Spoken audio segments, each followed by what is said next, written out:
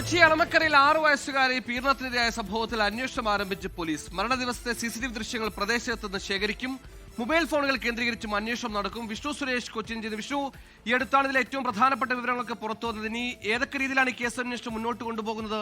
പീഡിപ്പിച്ചത് ആരെന്ന് കണ്ടെത്താൻ ഇനി എന്തൊക്കെ വഴികളാണ് പോലീസിന് മുമ്പിലുള്ളത്? വിവരങ്ങൾ. ഈ ആത്മഹത്യയും ഈ കൊലപാതകവും നടക്കുന്നത് 16-ാം തീയതിയാണ്, ജനുവരി. അന്ന് ആ വീട്ടിനകത്ത് സമയത്ത് കുട്ടിയും അച്ഛനും മാത്രമാണ് ഉണ്ടായിരുന്നത്. അവർ രണ്ടുപേരും മൃതദേഹമാണ് ലഭിച്ചത്. അതിന് പുറത്ത് വേറെ ആരെങ്കിലും വന്നിട്ടുണ്ടോ? അതോടൊപ്പം തന്നെ ആ പ്രദേശത്ത് അന്ന് എത്തിയ ആളുകളുടെ വിവരങ്ങൾ കേന്ദ്രീകരിച്ചൊരു അന്വേഷണമാണ് പോലീസിന്റെ ഭാഗത്ത് നടക്കുന്നത്. അതോടൊപ്പം തന്നെ ഈ പിതാവിന്റെ DNA സാമ്പിളുകളും ആ പരിശോധനയ്ക്ക് വേണ്ടിയിട്ട് അയച്ചിട്ടുണ്ട്. ഇതാരാണ് കുട്ടിയെ പീഡിപ്പിച്ചത് എന്ന കാര്യത്തിൽ വ്യക്തത വന്നിട്ടില്ല.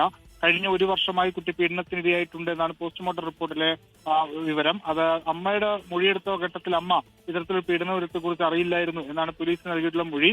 അന്ന് കൂടെ ഉണ്ടായിരുന്ന അച്ഛൻ ജീവനോടെയുമില്ല.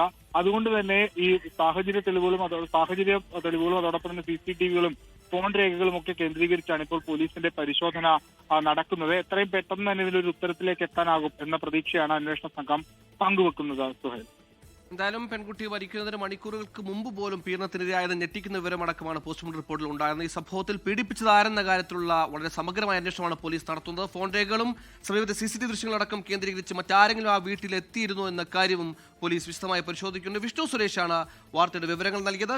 ലോകത്തെവിടെയായാലും ഏത് സമയത്തും 24 വാർത്തകളും ഓഗ്മെന്റഡ് റിയാലിറ്റി പാക്കേജുകളും എക്സ്പ്ലെയിനറുകളും വിശദമായി കാണാൻ ഞങ്ങളുടെ YouTube ചാനൽ നിങ്ങൾക്ക് സബ്സ്ക്രൈബ് ചെയ്യാം.